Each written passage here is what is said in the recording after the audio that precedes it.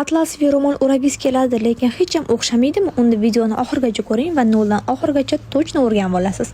Birinchi navbatda ro'molimizning uchlari tekis buklanganligiga ahamiyat berib olamiz va keyin bo'yni shapkamizni ham to'g'ri kiyishni o'rganib olamiz. Qizlar qoshimizgacha tushirmasdan peshonamizni ozgina ochib olamiz va yo'llarni mana shunaqa keng turmasligi uchun orqaga bitta qotirib olamiz. Shunda ko'rib turganingizda ixchamgina yopishib turadi boshiga. Keyin ro'molimizga o'tamiz. Qizlar ro'molimizning uchlari bir xil uzunlikda bo'lishi kerak. Peshonamizdagi shapkamiz umuman ko'rsatmasdan mana shunaqa bekitib o'raymiz. Qizlar yo'llari ham umuman ko'rinib turishi kerak emas.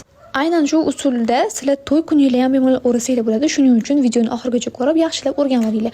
Ko'rib turganingizdek bo'ldi, mana to'g'rilab oldik. Keyin bulovkada qotiramiz qizlar. Agar bulovka taqishni bilmasanglar, qizlar profilimda bulovka taqish bo'yicha ham video qilganman, shuni ko'rsanglar bo'ladi. Bulovkachalik hech narsa qotirib bermaydi qizlar, ishonaveringlar. Bulovkaga bitta o'rgansanglar bo'ldi. Ha, yana aytgancha podpiska bo'lib qo'yishni unutmang. Shu g'oya oxirigacha 30 minutda bo'lishimizga yordam istagan bo'ladi. Ro'molimizni endi orqa tomonga boylash jarayoniga o'tsak, qizlar mana ko'rib turganingizdek, pastdan emas, teparog'idan orqaga o'tkazamiz va orqa tomonga o'tganimizdan keyin bitta boyligimizda bundaqa bo'shatib olamiz. Ozgina shunda tirishib qolmaydi.